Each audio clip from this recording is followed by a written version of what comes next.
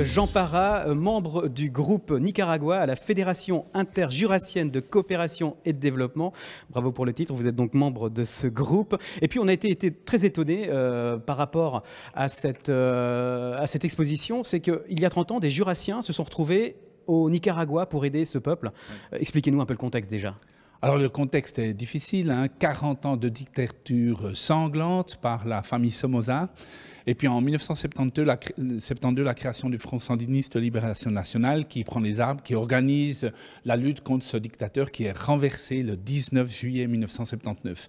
Et très vite, la junte au pouvoir appelle les bonnes volontés du monde entier à venir au Nicaragua pour aider à la reconstruction, aider au programme d'alphabétisation, aider au programme de santé, de reconstruction du pays, de cueillette de café, etc. Et c'est dans ce contexte qu'en 1985, un groupe de gens de Delémont a décidé de monter quelque chose entre Delémont et le Nicaragua. C'est l'objet de l'exposition qu'on verra ici jusqu'au 15 janvier. Quelles sont les réalisations que ces jurassiens, et déjà ils étaient combien, qu'ils ont réalisées donc là-haut au Nicaragua? Alors en 1986, en pleine guerre civile, puisque le pays souffrait d'une guerre civile, il était attaqué par 30 000 hommes payés par les États-Unis, on les appelait la Contra, qui faisaient des coups, des assassinats de paysans, qui détruisaient les infrastructures, et le pays était en guerre civile. Et nous sommes partis, une vingtaine de personnes de Delémont, avec 80 000 $ en poche qu'on a récolté en quelques mois à Delémont, et nous avons construit une école préscolaire qui est aujourd'hui toujours en fonctionnement. Et c'était la première fois qu'une équipe partait au Nicaragua. Et depuis 30 ans, on n'a pas arrêté de travailler. Vous avez construit des écoles dans la banlieue de la capitale, c'est ça? Non, non, pas du tout. La Trinidad se trouve à 120 km au nord de Managua. On a un jumelage officiel. Il y a eu un acte de jumelage signé entre les villes de Delémont et de la Trinidad au Nicaragua.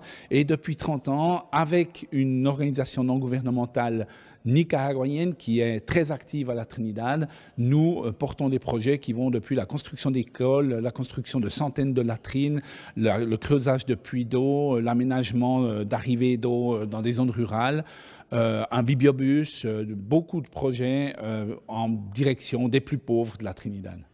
On va rappeler un peu ce contexte très difficile dans lequel les équipes ont travaillé sur place. Il y avait aussi l'armée qui soutenait justement Somoza, qui était toujours présente donc, et puis malheureusement ce qui devait arriver arriva. Alors, l'armée sandiniste, l'armée du gouvernement tenait le pays, mais il y avait une armée financée et entraînée au Honduras par les États-Unis, qu'on appelait les Contras, qui attaquaient le pays comme dans une guerre civile. Et ces gens-là ont tué sans discernement, et notamment, ils ont, en 1986, assassiné en février un coopérant suisse qui était là-bas pour l'organisation non gouvernementale Frères sans frontières, Maurice Demierre, et le 28 juillet 1986, ils ont assassiné Yvan Lévra.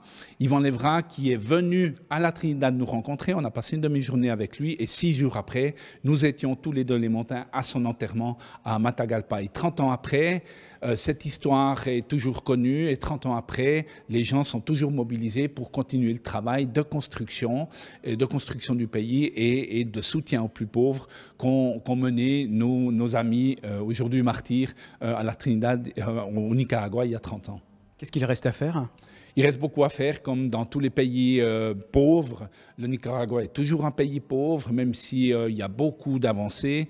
L'électricité est quasiment partout aujourd'hui, les infrastructures sont construites, surtout l'école est gratuite jusqu'à l'université, la santé est gratuite complètement, mais il reste beaucoup à faire parce qu'il y a une cassure nette entre les gens très riches et les gens les plus pauvres, notamment dans les campagnes. Voilà, merci beaucoup Jean Parra de nous avoir accueillis sur cette exposition que je vous propose de découvrir en quelques images derrière. Pour en savoir plus, évidemment, eh bien, c'est jusqu'au 11 janvier ici à la Maison de la BD à Delémont. Et après cette exposition proposée donc par le groupe Nicaragua de Delémont, va voyager un petit peu à Bienne, à Genève et puis aussi à l'étranger, notamment en Italie. Voilà ce que l'on pouvait dire ce soir sur cette inauguration d'une exposition du jumelage avec le Nicaragua.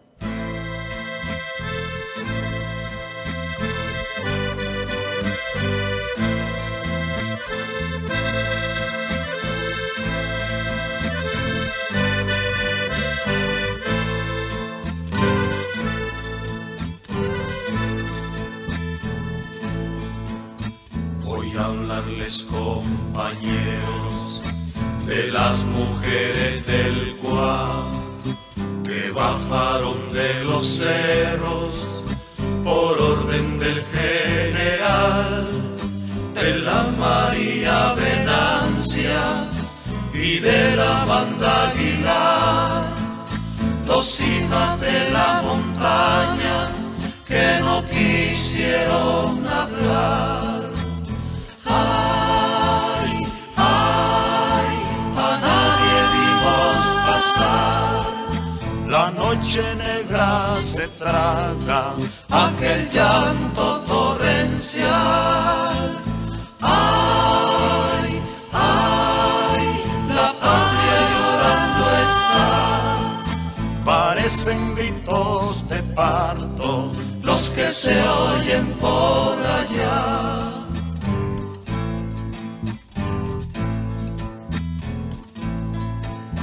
Dicen que al chico González no lo volvieron a ver, de noche se lo llevaron para nunca más volver a este